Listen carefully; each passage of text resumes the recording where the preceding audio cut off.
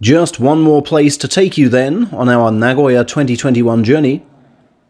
The town of Tatsuno in Hyogo Prefecture, some 2 hours from Nagoya by train, and to a site of great importance to Hakuho. It's also the birthplace of ex-salaried wrestler Kita Harima, now in Division 3 and finishing July with a 2 and 5, and his younger brother, named, no surprise, Tatsuno Umi. Harima was the old name for Hyogo, which is why even now you see signs for Harima this and that. And with your shirt dripping wet in the scorching July sun, you well understand why Kita Harima has always been a lightweight. For surely no one can put on pounds in this.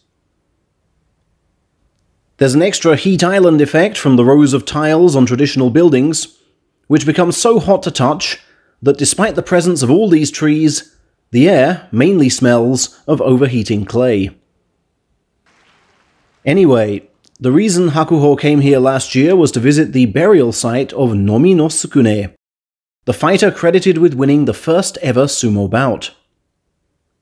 Sukune apparently died in the area while on the way to his native Izumo, some 200 kilometers west.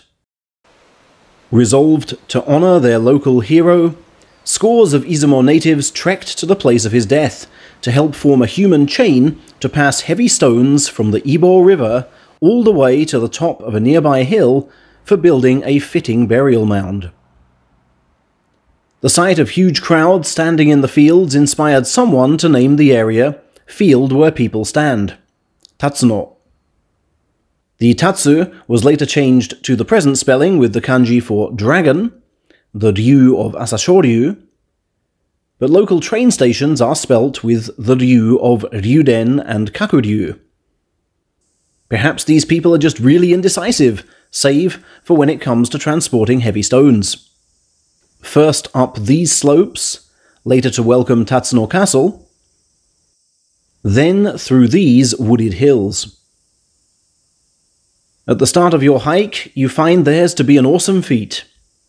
Midway though, it becomes an annoying feat, as you come to terms with climbing 355 steps in total, many of which require 2 or more paces to ascend. Thank goodness Hakuho wasn't carrying a suitcase. But what fun is this climb without a Yokozuna-style challenge? And the feeling you get once you reach the top. Lay eyes on that famous shrine gate with the bolted doors. Peek round the side to glimpse the actual shrine.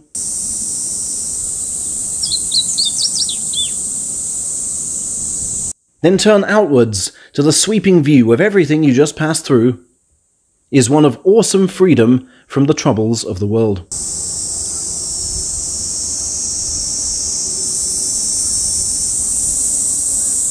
Yet to think, at this very blissful moment, the Yokozuna Council, in their oppressive Tokyo confines, were actually attacking Hakuho, and urging new Yokozuna Terunofuji never to be like him. What shameful disregard this shows for Hakuho the scholar and pilgrim, dragging his 160-kilo frame to this here summit to steep himself in the most secluded parts of sumo culture.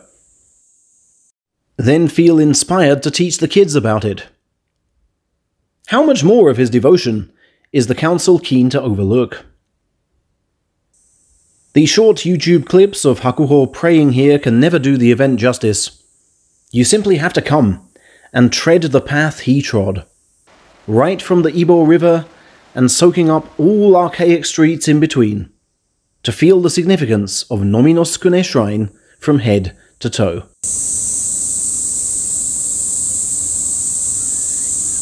The Tatsuno landscape is among the most wonderful maps your mind will ever have the pleasure of drawing.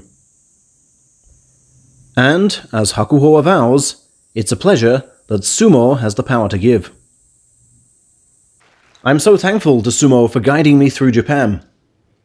It's the reference point which allows me to navigate even totally foreign towns with ease. Without sumo, none of our Nagoya journey would have happened. I thank you for sharing it with me, and sustaining it when my body almost fell to the strain.